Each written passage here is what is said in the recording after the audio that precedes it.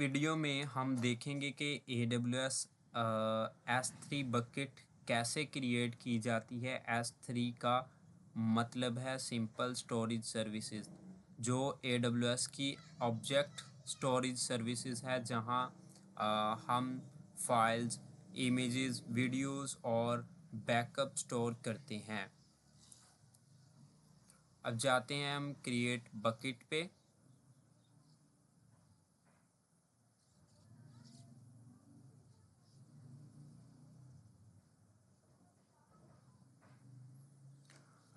यहाँ पर हम क्रिएट बकेट ऑप्शन पर क्लिक करते हैं। बकेट असल में एक कंटेनर होता है जिसमें हम अपना जो है वो डेटा स्टोर करते हैं।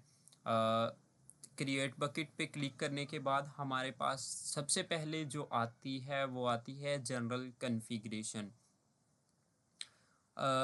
यहाँ सबसे पहले ऑप्शन होता है AWS रीजन का। रीजन का मतलब है कि हमारा डेटा किसी जियोग्राफिकल लोकेशन के डेटा सेंटर में स्टोर होगा। एग्जाम्पल, जो हमारा जो डेटा है वो यहाँ US ईस्ट ओहायो में स्टोर होगा। दूसरा जो ऑप्शन है वो हमारे पास है बकेट टाइप। इसमें हमारे पास जो ऑप्शन है वो दो ऑप्शन है हमारे पास, जनरल पर्पस और डायरेक्टरी।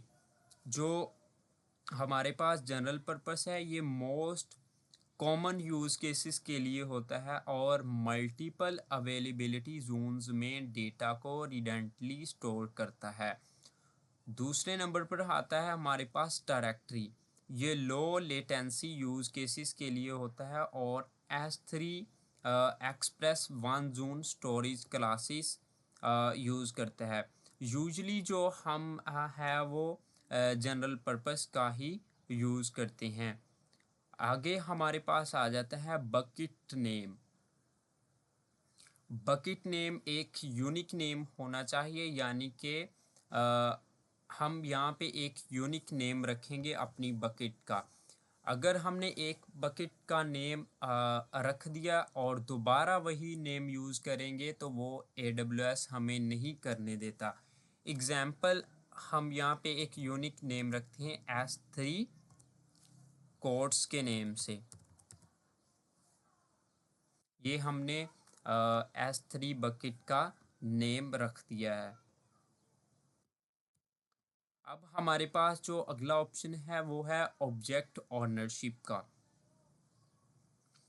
यहाँ हम डिसाइड करते हैं कि बकेट में अपलोड होने वाला ऑब्जेक्ट्स का ओनर कौन होगा, यानी इस जो बकेट में डेटा अपलोड करेगा या इस बकेट को कौन हैंडल करेगा। इसका ऑनर्स, अगर इसका ऑनर करेगा तो ACL डिजेबल रिकमेंडेड होता है। और दूसरा हमारे पास ऑप्शन है ACLs इनेबल्ड, यानी कि कोई थर्ड बंदा जिसको हमने एक्सेस दी है S3 बकेट की, तो वो इसमें डेटा को अपलोड करेगा। नेक्स्ट हमारे पास जो आ जाता है वो आता है block public access setting for this bucket. ये जो है वो हमें AWS जो है वो सिक्योरिटी के लिए रेकमेंड करता है। इसको हम जो है वो ऑन ही रहने देते हैं। आगे हमारे पास आ जाता है बकेट वर्जनिंग।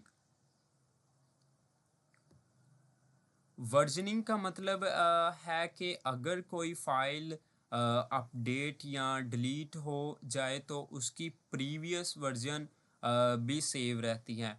एग्जाम्पल, अगर हमने इसको इनेबल कर दिया और हमारी ये बकेट डिलीट हो गई तो इसका प्रीवियस वर्जन हमारे पास रहता है। लेकिन मैं जो है वो इसको डिसेबल ही रहने दूंगा, क्योंकि ये मैं आपको सिखा रहा हूँ कि कैसे एक बकेट क्रिएट की जाती है। अगर हमें डेटा रिकवरी करना होगा या आपकी किसी कंपनी में जो बकेट है तो इसको इनेबल कर दें ताकि आप इसका बैकअप जो है या रिकवरी है वो ले सकें। आगे हमारे पास आ जाता है टैग सेक्शन। टैग सेक्शन जो है इसमें की वैल्यू पेयर होते हैं जी, जो रिसोर्सेज को ऑर्गेनाइज करने में हेल्प करते हैं। यानी हम यहाँ पे अपनी की डाल सकते हैं और यहाँ पे हमारे पास वैल्यू होगा। अगर हमारे पास जो है वो मल्टीपल बकेट्स हैं, बहुत ज़्यादा बकेट्स हैं, तो तब इसका यूज़ होता है। हम एक बकेट को वैल्यू असाइन कर देते हैं कि ये हमारी ये वाली बकेट है। तो मेरे पास कोई बकेट नहीं है, मैं फ़र्स्ट टाइम आपको क्रिएट करके दिखा रहा हूँ, तो इसको मैं रिमूव भी कर देता हूँ। आगे हमारे पास ऑप्शन आ जाता है डिफ़ॉल्ट इनक्रिप्शन का। डिफ़ॉल्ट इनक्रिप्शन क्या है? ये हमारी सर्वर साइड इनक्रिप्शन होती है। यानी इसकी जो सिक्योरिटी है वो AWS खुद ही मैनेज करता है और हमें रेकमेंड भी यही करता है AWS कि आप सर्वर साइड इनक्रिप्शन को यूज़ करें। आगे हमारे पास आ जाती हैं एडवांस सेटिंग। ये जो है ये हमारा लास्ट सेक्शन है इसका। ये एक इम्पोर्टेंट ऑप्शन है ऑब्जेक्ट लॉक का। ऑब्जेक्ट लॉक जो है वो वॉर्म मॉडल यूज़ करता है, यानी राइट वंस रीड ओनली। इससे ऑब्जेक्ट्स को डिलीट या ओवरराइट होने से प्रोटेक्ट किया जा सकता है। ये मोस्टली कंप्लायंस और लीगल रिक्वायरमेंट्स के लिए यूज़ होता है। अब ये सारे हमने देख ली हैं इनके स्टेप्स जो हैं। अब हम जो है वो क्रिएट बकेट पे क्लिक करते हैं। ये देखिए मैंने कहा था ना, हमें एक यूनिक नेम रखना चाहिए, तो bucket with the same name already exist, यानी कि किसी ने इस बकेट नेम को पहले से यूज़ किया हुआ है। तो मैं यहाँ पे इसका नेम रख देता हूँ S3 Codes and AWS।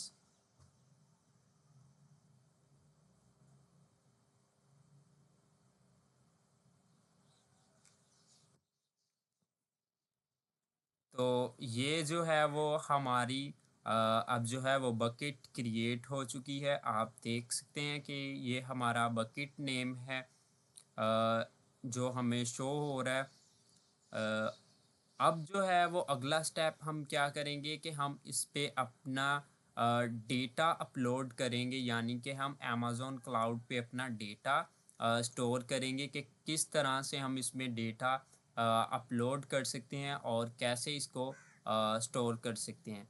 तो मैंने आपको ऑलरेडी बताया था कि ये एक कंटेनर होता है जिसमें बकेट क्रिएट होती हैं। तो हम बकेट के अंदर जाएंगे और यहाँ पे हमारे पास अपलोड का ऑप्शन होगा, तो हम इस पे क्लिक करेंगे। तो ये हमें दो ऑप्शन शो हो रहे हैं, ऐड फाइल्स, ऐड फोल्डर। हमें फाइल्स को ऐड करना है, तो हम क्या करेंगे, ऐड फाइल पे क्लिक करेंगे और मेरे पास जो है वो डाउनलोड में एग्ज़ाम्पल है। ये मैं दो PNGs को सिलेक्ट कर लेता हूँ। तो इसको मैंने ओपन किया तो ये मेरे पास शो हो रही हैं और यहाँ से मैंने इसको अपलोड कर दिया।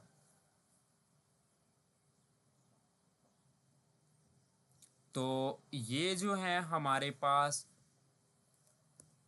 S3 बकेट के अंदर हमने अपना डेटा स्टोर कर दिया है। आप देख सकते हैं यहाँ पे हमारे पास दो PNGs शो हो रही हैं। अगर हमें इसको डाउनलोड करना है यहाँ से, तो हम जो है वो इस पे क्लिक कर लेंगे डाउनलोड पे। तो जो मैंने डेटा स्टोर किया है, तो यहाँ पे हमें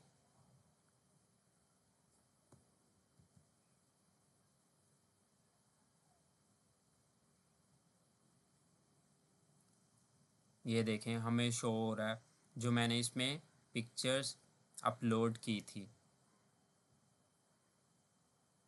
तो फाइनली जो हमने सबसे पहले हमने बकेट को क्रिएट किया और इसके अंदर हमने अपना डेटा स्टोर किया है। मैंने तो जस्ट यहाँ पे पीएनजीज अपलोड किए हैं, लेकिन आप अपना बड़ा जो है वो बिग डेटा यानी कि आप अपनी फाइल्स एंड डॉक्यूमेंट्स भी यहाँ पे स्टोर कर सकते हैं।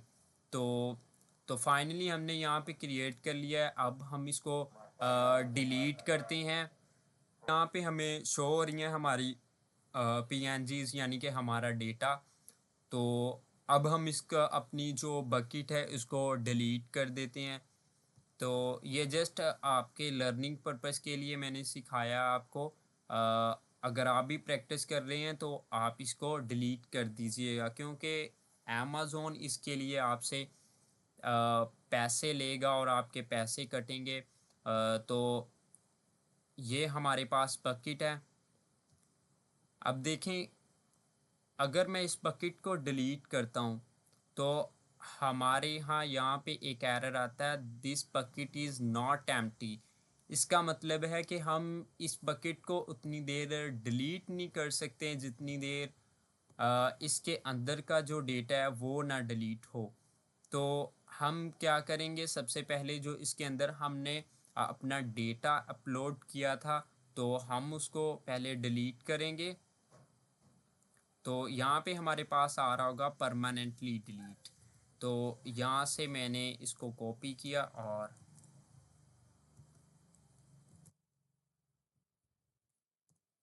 लेकिन कंपनी में कभी भी ये ऐसे कॉपी पेस्ट मत करें, क्योंकि वहाँ पे डेटा जो है वो सेंसिटिव होता है और AWS हमें कहता है कि आप ये अपने होशो हवास में लिख रहे हो या अ, ऐसे ही, तो इसलिए हमें ये खुद लिखना पड़ता है। तो मैंने यहाँ से डिलीट किया। तो ये जो हैं वो हमारे ऑब्जेक्ट डिलीट हो गए हैं। तो अब आता हूँ बकेट पे और ये है हमारी बकेट और इसको मैं डिलीट करता हूँ। ये देखें हमें फिर AWS कह रहा है कि टू कंफर्म डिलीशन। तो इससे हम क्या करेंगे, हम खुद टाइप करते हैं S3 कोड्स एंड AWS। तो इससे हमारी बकेट डिलीट हो जानी चाहिए। ओके, तो फाइनली हमारी जो बकेट है वो भी डिलीट हो गई है और उसका जो है वो डेटा भी डिलीट हो चुका है। तो उम्मीद करता हूँ कि आपको ये समझ आया होगा कि हम S3 में कैसे अपना डेटा स्टोर कर सकते हैं, अपलोड कर सकते हैं और उसे डाउनलोड कर सकते हैं एंड उसे डिलीट कर सकते हैं। तो इंशाल्लाह हम आगे आने वाली वीडियो में हम जो है वो एक स्टैटिक वेबसाइट को अमेज़न S3 पे डिप्लॉय करेंगे, यानी कि हम एक जो है वो सर्वरलेस एप्लीकेशन, वो हमारा एक पोर्टफोलियो होगा या हमारी एक स्टैटिक वेबसाइट होगी, हम उसे S3 में डिप्लॉय करेंगे इंशाल्लाह। तो मुझे दीजिए इजाज़त। अल्लाह हाफिज़।